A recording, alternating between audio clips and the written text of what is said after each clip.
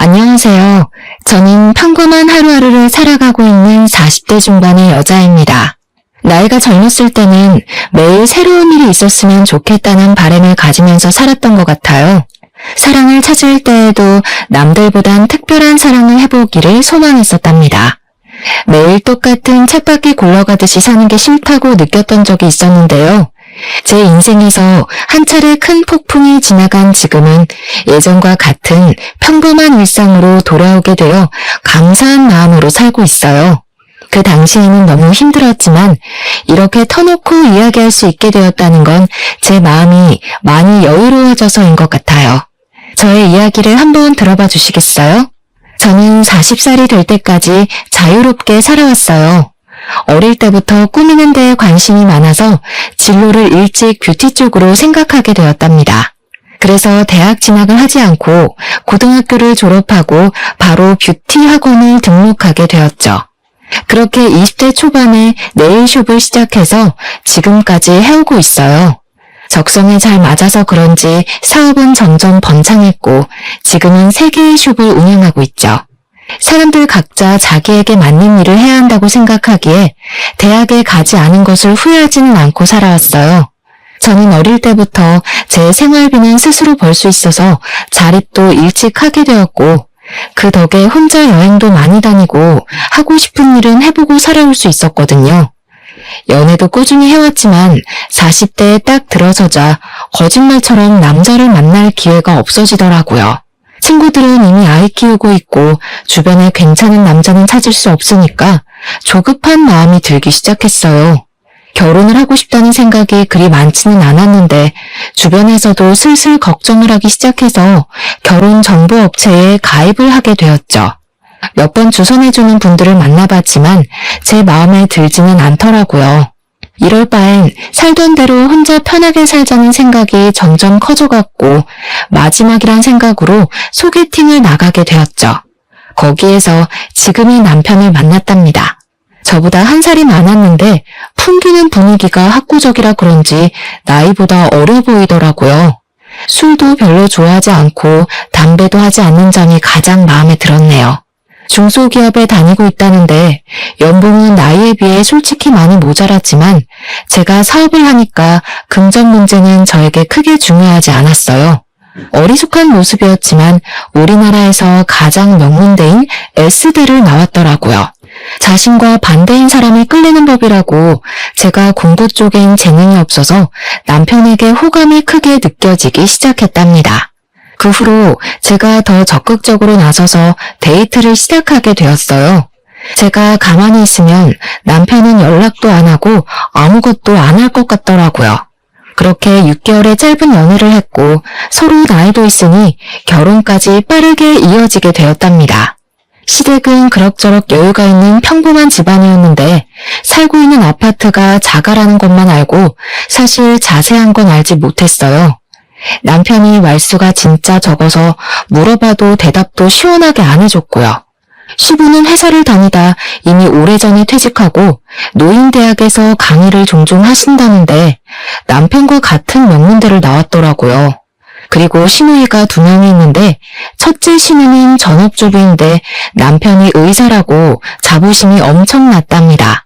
솔직히 재력이 있는 집안도 아닌데 어떻게 의사 사위를 뒀나 궁금했었는데요.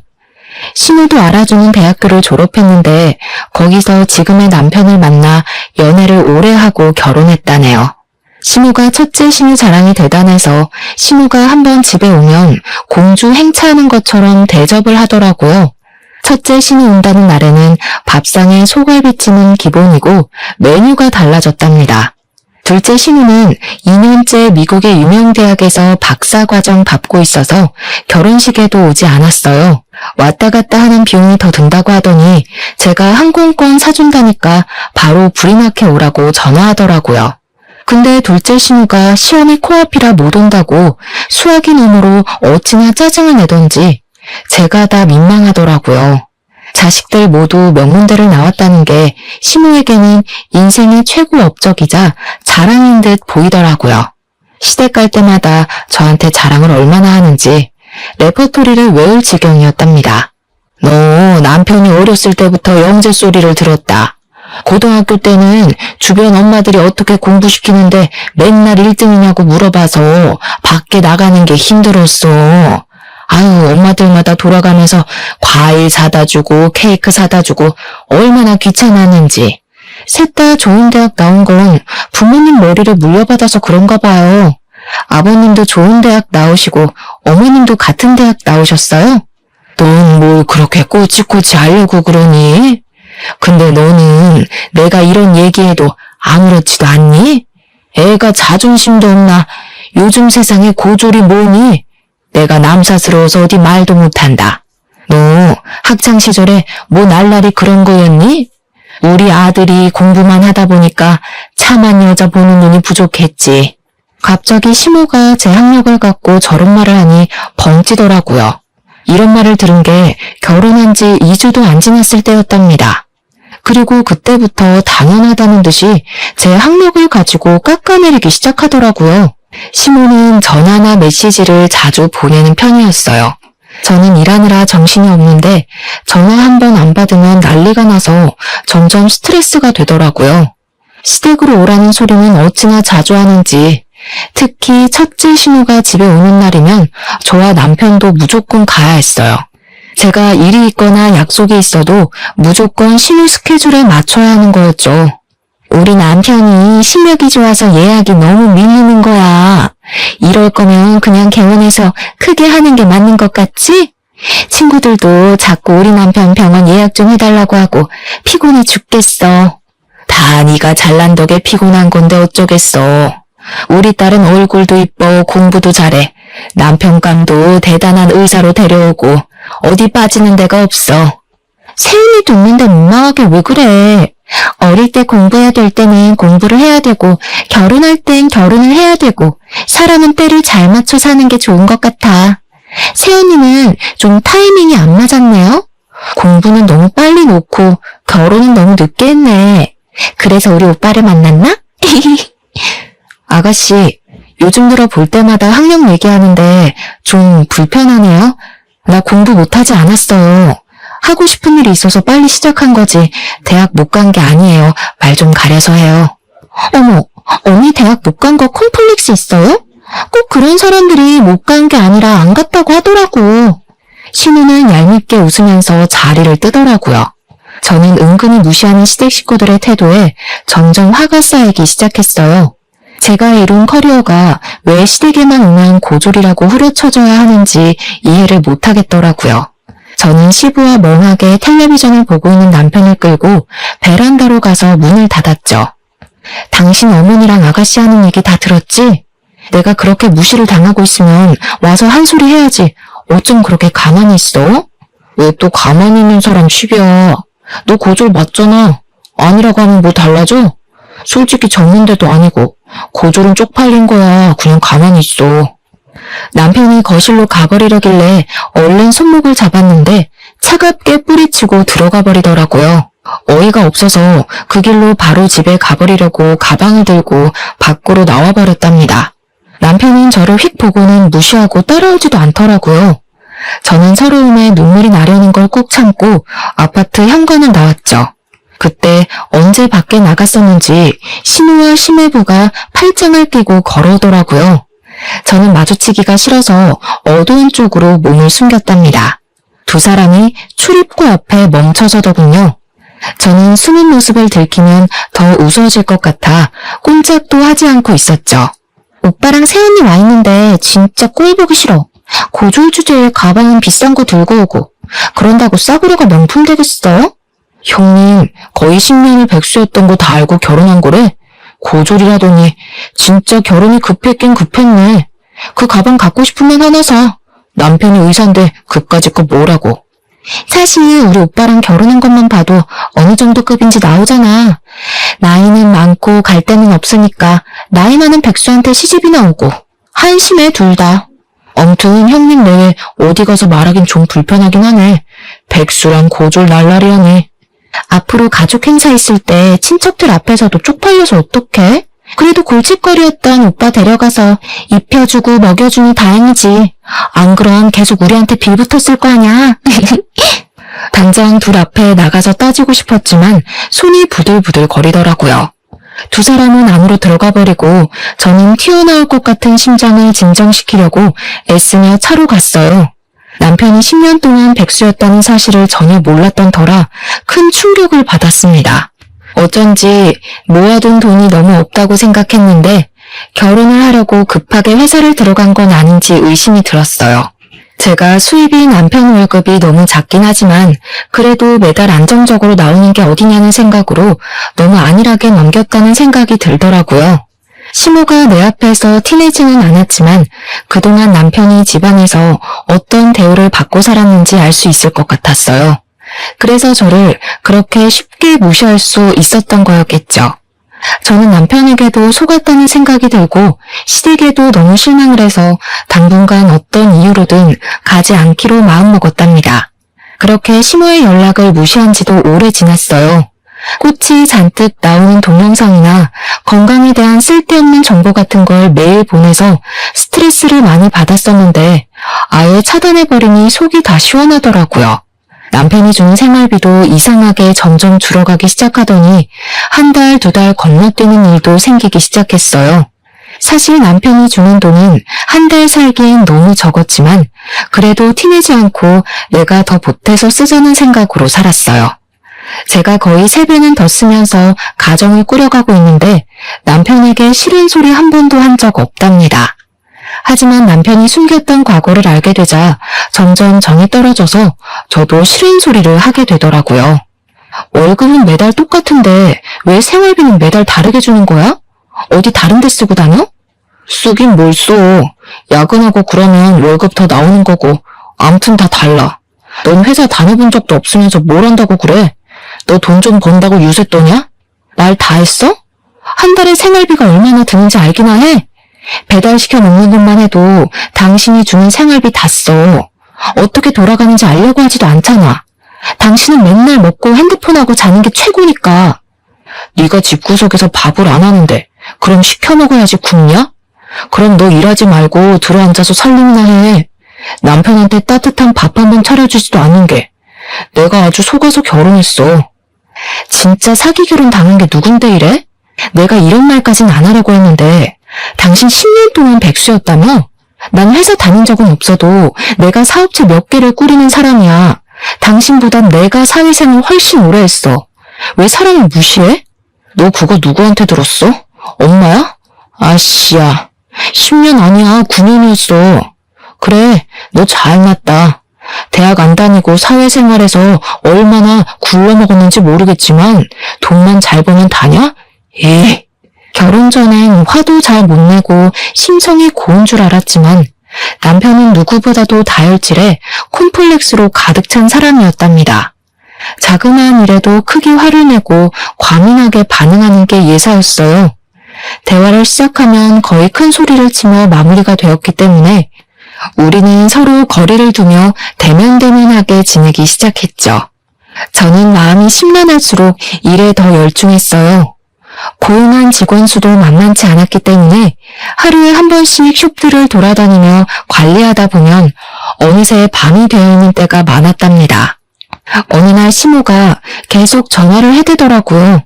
일을 하다가 핸드폰을 보니 세상에 10통이 넘게 부재중 전화가 찍혀있는 게 아니겠어요?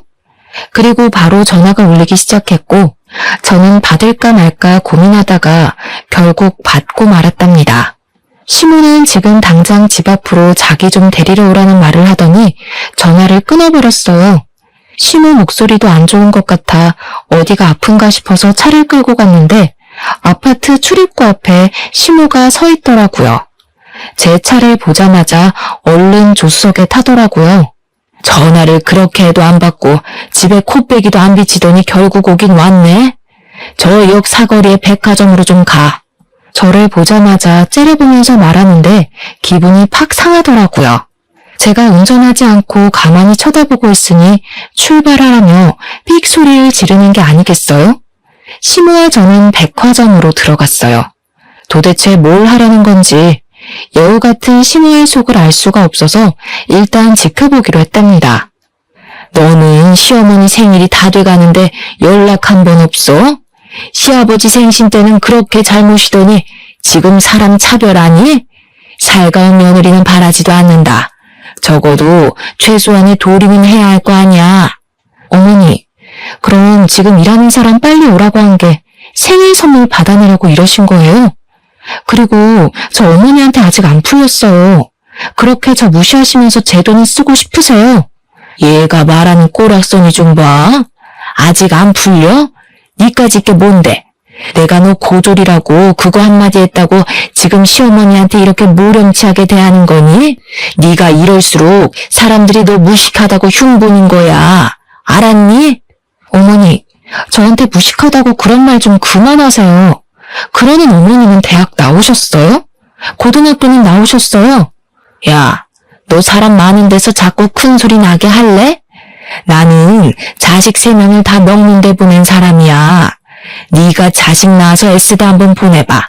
그럼 내가 너 인정해줄게. 잔말 말고 따라와. 시모는 있는 힘을 다해 저를 째려보고는 앞장서서 걸어갔습니다. 머리 끝까지 화가 차올랐지만 일단 시모가 뭘 하려는 건지 따라가 보았어요. 시모가 들어간 곳은 명품 매장이었죠. 너 지금 메고 있는 그 가방 여기 거 맞지? 그거랑 똑같은 거 색깔만 좀 다른 걸로 나 하나 사다오. 이건 어머니가 들기엔 너무 디자인이 튀어요. 그리고 이게 얼만지 아세요? 지금 생신 선물로 이거 사달라는 거예요?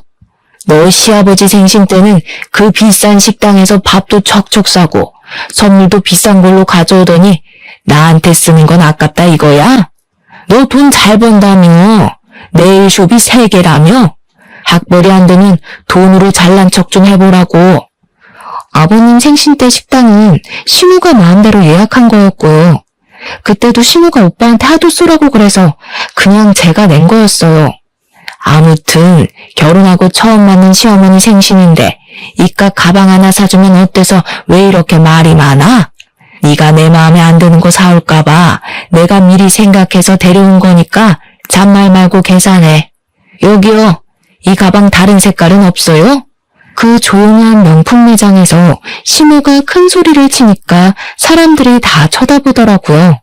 그냥 나가버리면 시모가 더 난리를 피울 것 같아서 결국 계산하고 나왔답니다. 쇼핑백을 메고 의기양양하게 걷는 시모 뒤에서 터벅터벅 걸어가는데 앞서 가던 시모가 아는 사람을 만난 듯 인사하더라고요. 어머, 백화점은 웬일이야? 이런 데 잘 안 오잖아. 어머, 여기서 뭐 산 거야? 이거 명품 아니야? 요즘엔 자주 오지. 우리 며느리가 내 생일이라고 가방을 사주네. 이런 거 필요 없다니까 굳이 끌고 와서는. 세상에, 첫째 아들이 드디어 효도를 제대로 하네. 옆에 며느리야? 아이고, 나이 많다고 걱정을 하더니 나이보다 젊어 보이네. 에스테 나와서 화장품 회사 한다더니 그래서 그런가 관리를 잘했나 보다. 지인이 저를 위아래로 훑어보며 떠들자 당황한 신우가 서둘러 지인과 헤어지고 걸음을 빨리 걷더라고요. 저는 기가 차서 신우 옆으로 바짝 따라붙었어요. 제가 에스테 나왔다고 거짓말 하셨어요? 화장품 회사는 또 뭐예요? 혹시 친척들한테도 다 그렇게 말씀하셨어요? 시끄러. 우리 가족이 다 명문대 출신인데 고졸이라고 온 동네방네 떠들면 좋겠어? 너는 창피한 줄도 모르는 걸 보니까 이래서 얼마나 배우는 게 중요한지 몰라. 수준 떨어지게 쏴붙이지 말고 비켜.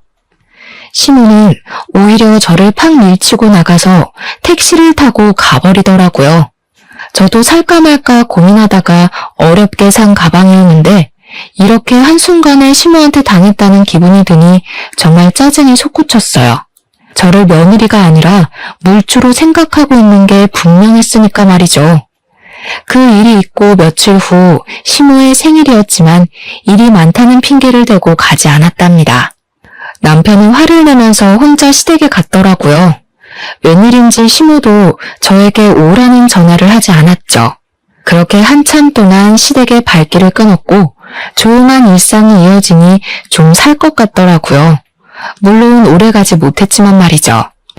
말로만 듣던 둘째 신우가 박사과정을 마치고 귀국했다고 연락이 왔더라고요.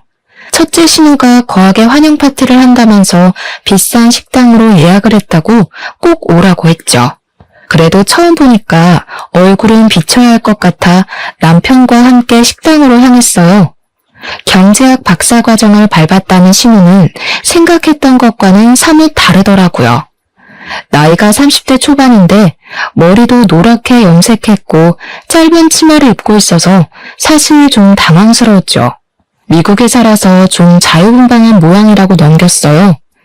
계속 핸드폰만 들여다보고 있길래 문제라도 생겼나 했는데 SNS를 그렇게 보고 있더라고요. 아, 새언니 네일숍 한다면서요? 앞으로 네일 공짜로 하겠네. 너무 좋다. 숍이 어디에 있어요?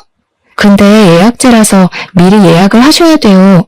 그리고 직원들이 하는 거라 돈은 다 내야 돼요, 아가씨.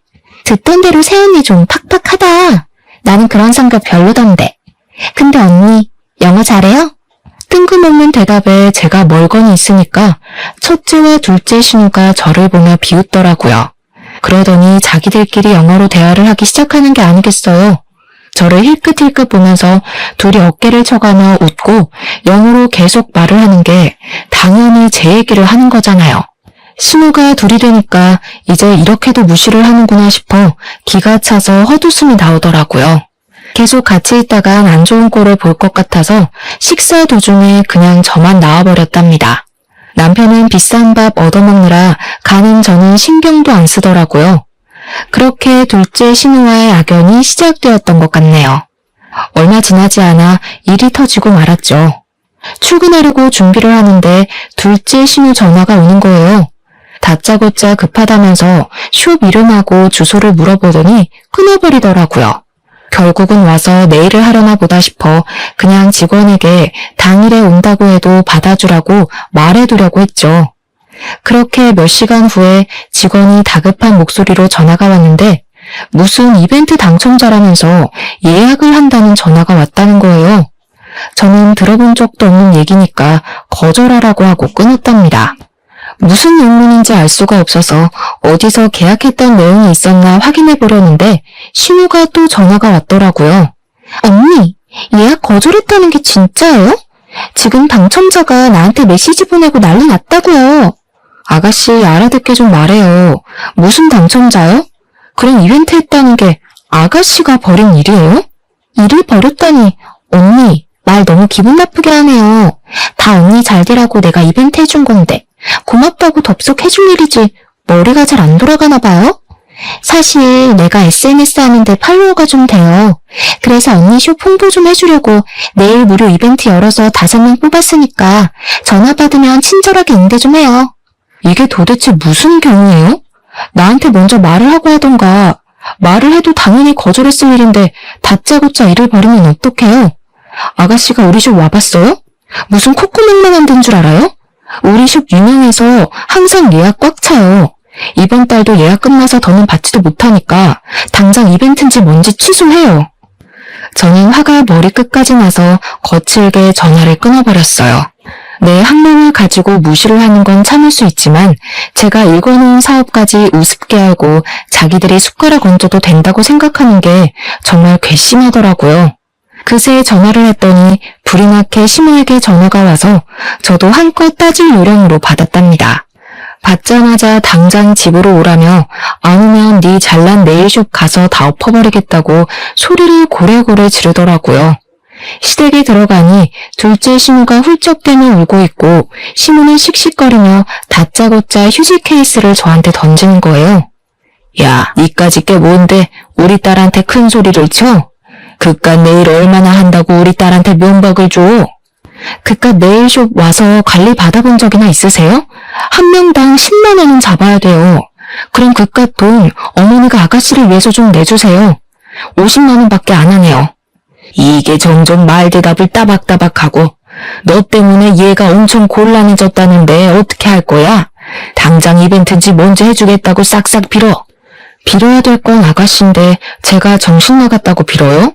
저야말로 업무 방해죄로 고소하고 싶은 거 참고 있으니까 더는 저 자극하지 마세요. 고작 그 말 하려고 바쁜 사람 오라고 하신 거예요? 그때 둘째 신우가 들고 있던 물컵을 제 얼굴에 촥 쏟더라고요. 저는 너무 갑작스러워서 눈을 동그랗게 뜨고 시무를 쳐다봤죠. 보자 하니까 우리 엄마한테 무슨 말버릇이야? 이 무식한 게. 언니가 말하는 게 다 맞았네. 나이만 먹은 게 머리는 텅텅 비고 싹수는 더럽게 없다더니. 저는 너무 화가 나서 신우 머리채를 확 잡아버렸어요. 신우가 힘없이 제 쪽으로 휙 딸려오더라고요. 저도 소리를 지르며 신우 머리를 뒤로 확 제껴버렸답니다. 그걸 본 신우가 냄비에 차가운 물을 받아와서는 저한테 뿌리는 게 아니겠어요. 저는 머리부터 블라우스까지 흠뻑 젖어버렸답니다. 이게 진짜 돌았나? 우리 박살 딸 머리를 잡아? 이 무식한 년아, 맛 좀 봐라. 신우가 축축한 제 머리채를 세게 움켜잡고 흔들기 시작했어요. 저는 너무 아파서 비명을 질렀죠. 그때 문을 열고 들어온 남편이 자기 엄마를 크게 부르더라고요. 제가 단판을 지으려고 시댁에 오기 전에 남편에게 전화해서 오라고 했거든요. 신우가 주춤하는 사이 저는 신우를 확 밀어버리고 비틀거리며 시댁을 나왔답니다. 남편은 저를 따라 나오지도 않고 심지어 밤 늦게 제가 잘 때쯤 몰래 들어오더라고요. 그렇게 남편에 대한 실망감은 더욱 쌓여만 갔는데 완전히 신뢰를 잃을 만한 일이 터졌답니다. 남편은 저녁 일찍 퇴근하기에 저보다 먼저 집에 들어와서 우편함은 남편 담당이었어요. 하루는 제가 오후에 집에 갈 일이 생겨서 들어가는데 우편함에 편지가 있더라고요. 확인해보니 카드 회사들과 대부업체에서 날아온 독촉장이었어요. 저는 남편 빚이 거의 5천이 되는 걸 알고 기함을 했어요. 스케줄을 취소하고 남편이 올 때까지 기다렸죠. 저녁 5시가 되자 남편이 들어오더라고요. 양복이 아니라 편안한 트레이닝복을 입은 남편이 저를 보더니 소스라치게 놀라는 게 아니겠어요. 저는 말없이 테이블 위에 놓인 편지들을 손으로 가리켰어요. 편지를 본 남편이 갑자기 빽 소리를 지르더라고요. 아 진짜 그래서 어쩌라고. 네가 갚아주기라도 할 거야? 너 지금부터 한마디만 더 해. 그럼 네가 갚는다는 걸로 알 테니까. 아님 신경 꺼. 정신 나갔어? 정신병이야? 잘못한 게 누군데 왜 당신이 화를 내고 난리야. 이거 다 뭐야? 결혼하기 전부터 빚진 거야? 그래. 너랑 데이트할 때 너 사 처먹이느라 빚졌다. 네 수준에 김밥 한 줄이나 사 먹으면 될걸 뭘 맨날 그렇게 비싼 걸 처먹겠다고. 어차피 다 네가 쓴 돈이네. 이참에 네가 갚으면 되겠네. 말 그따위로 할래? 이제 아예 본 모습 까보이겠다 이거야? 당신 그 옷은 뭐야? 회사 갔다 온 거 맞아? 야, 너 사회생활 20년이라며. 그런데도 눈치 못 챘어? 나 너랑 결혼하고 바로 회사 잘렸어. 그래서 그 잘난 생활비 대려고 카드 서비스까지 받은 거야. 다 네 탓이네, 그러고 보니까. 뭐? 맨날 네 탓이라고 하면 다 해결되니? 이 거지 같은 인간아. 네가 능력 없는 건 알았지만 이렇게 바닥인 줄은 몰랐다. 야, S대 나는 뭘 하니? 평생 밥벌이도 못하고 사는데. 이 무식한 게 감히 어디서 S대를 입에 올려. 대학 문턱도 못 가본 년이? 남편은 저에게 와락 달려들었고 저는 숨을 쉬기 힘들었어요. 저는 살기 위해 본능적으로 남편 손을 마구 긁었고 있는 힘을 다해 남편을 밀어내고 집을 뛰쳐나왔답니다. 남편과 사이가 좋았다고 해도 시무의 막말과 시댁 식구의 무시 때문에 헤어질 이유가 충분한데 남편까지 바닥이었으니 더는 견딜 수가 없었어요. 이때가 남편과 헤어지기로 결심을 하게 된 순간이었어요. 그 뒤로 저는 시댁의 발길을 딱 끊었답니다. 제가 대꾸도 하지 않으니 심심해서였을까요? 무슨 신데렐라 의붓 언니들도 아니고 숍의 첫째와 둘째 신우가 나란히 찾아와서 아니 꼬인 표정으로 저를 보고 있더라고요.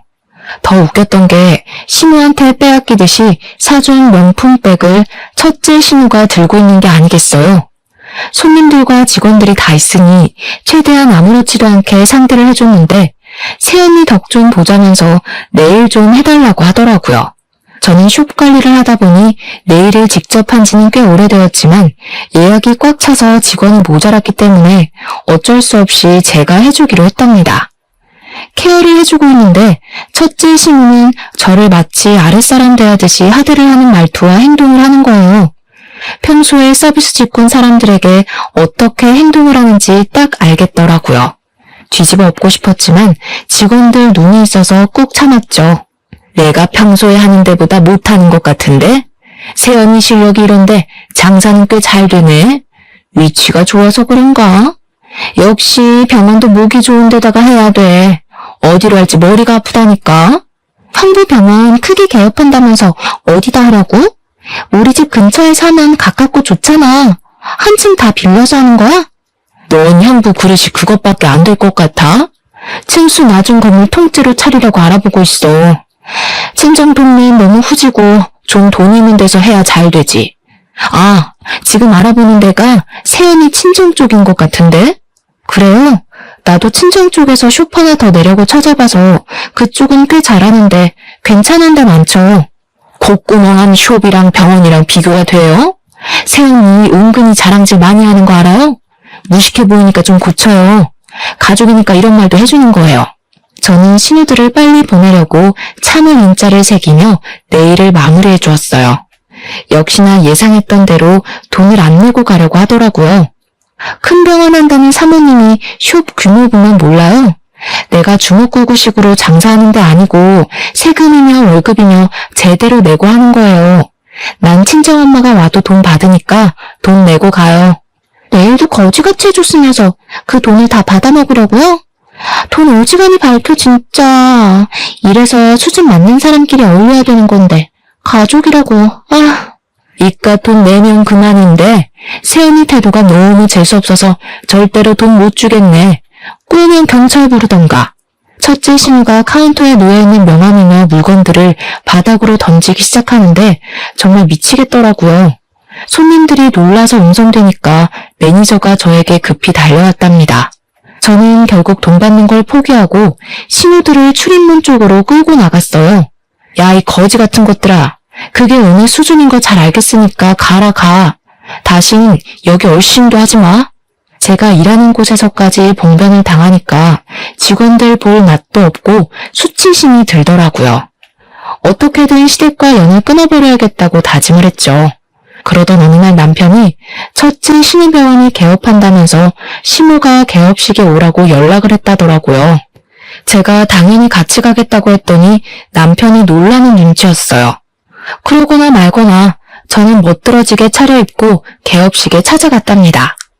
병원 앞에 가니 첫째 신우가 명품으로 도배를 하고 상규된 표정으로 손님들에게 인사하고 있더라고요.